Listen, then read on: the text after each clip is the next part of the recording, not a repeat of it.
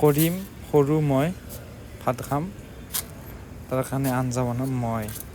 কৰিম আছে তলত, সি গৈছে লিফ্টত দি হাতত বাল্টিংটো, মই তলত আছোঁ ধৰিম।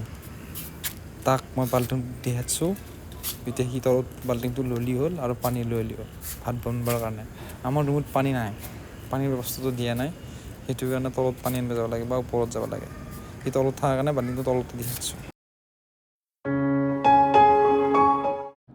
এইটো আমাৰ ধংকা, মানে মাংস কুটি আছে আৰু এই আলু এইটো অকণমান এইফালে চাই দিব, ইফালে এটা হাঁহি ইচ মানে মাংস শখ ধৰিছে বোলে, শখ মাংস খালি খাওঁ এইজনে হ'ল সেইজন।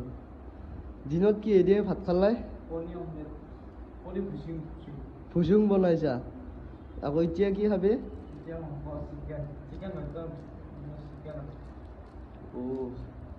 আপুনি ক'ত ভাতটো বনায়?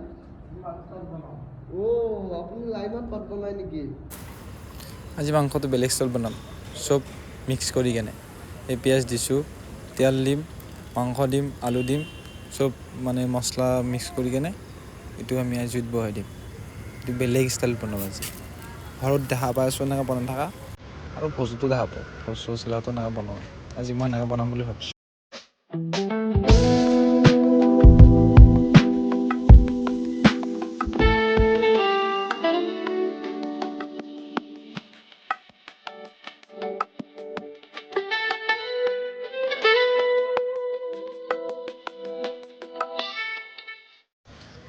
আমাৰ কাৰণে এইটোতেই গেছ, মই গেছ অন হ'ল, গেছটো অন কৰি দিলোঁ, এতিয়া কেৰাহীটো বহাই দিম। এই আঞ্জা পাক উঠছি আৰু লাহে লাহে।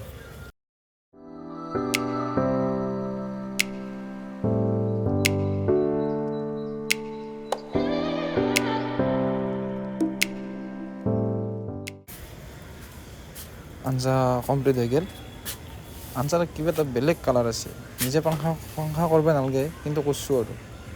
এতিয়া আমি তিনিওটা ভাত বাঢ়ি ল'লোঁ, এই ভাত বাঢ়া হৈ গ'ল আমাৰ। এতিয়া ফাৰ্ষ্ট গৰা তোমাৰ নামত।